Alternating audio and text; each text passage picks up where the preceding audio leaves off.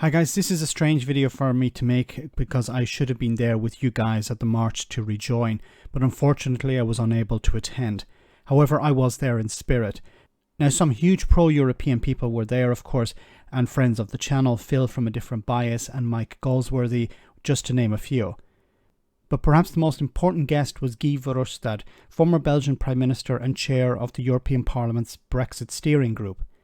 He said what most Europeans feel, that there's still a place for Britain in the EU. Have a listen to this. But don't take too long, huh? I'm an old man. And I want to see in my life the return of the UK in European Union. And why? Because in fact, Brexit has been a disaster for the UK and a disaster for Europe as such also. We are weaker today than before Brexit. Also Europe.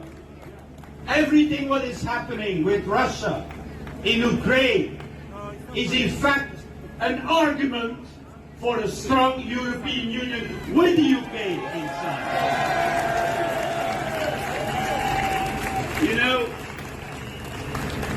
when we did the march from Trafalgar Square until here, and we went nearby Downing Street, I said, yeah, there is nobody in Downing Street today anymore.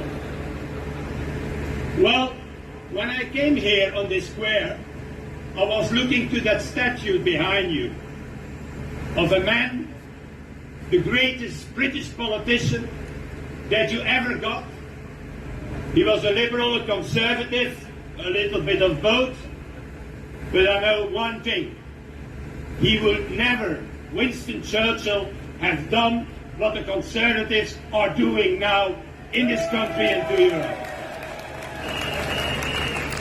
I'm pretty sure that if he was still alive, if that statue could move, the first thing he will do was to bring Britain back in the European family. He was a Brit, but he was at the same time the biggest European politician we ever got, because he got the vision to say, after the Second World War, that a united Europe is the only way to govern this continent.